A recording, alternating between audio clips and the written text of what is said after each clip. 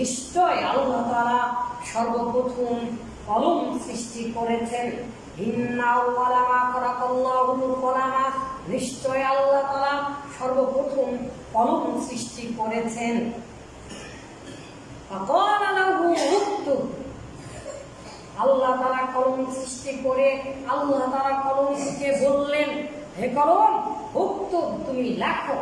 কলম জানে না কি লিখবে।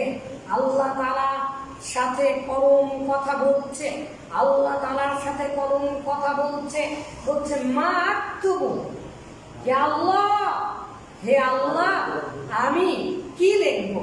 কলম জানে না আল্লাহর কথা লিখবে।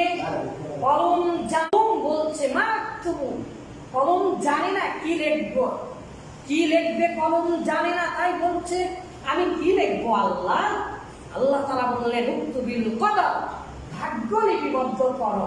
আর এই ভাগ্য লিপিবদ্ধ করা হয়েছে সৃষ্টির শুরু থেকে নিয়ে শেষ পর্যন্ত ভাগ্য লিপিবদ্ধ করা হয়েছে। এই লিখিত ভাগ্য আমরা জানি কপালে লেখা থাকে, কপালের লিখন না যায় খণ্ডন, কথাটা ঠিক নয়। হিন্দুদের বিশ্বাস অনুযায়ী, তাদের বিশ্বাস অনুযায়ী ভাগ্য লেখা থাকে কপালে, মুসলিমদের বিশ্বাস অনুযায়ী কিন্তু কপালে ভাগ্য লেখা থাকে না। বলে তোর কপাল খারাপ।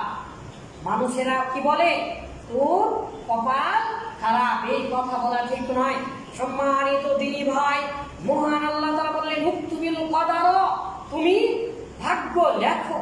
মহানবী সাল্লাল্লাহু আলাইহি ওয়াসাল্লাম অপর হাদিসে বলেছেন, আসমান এবং জমিন সৃষ্টির 50,000 বছর আগে সমস্ত মাখলুকাতের ভাগ্য লিপিবদ্ধ করা হয়েছে।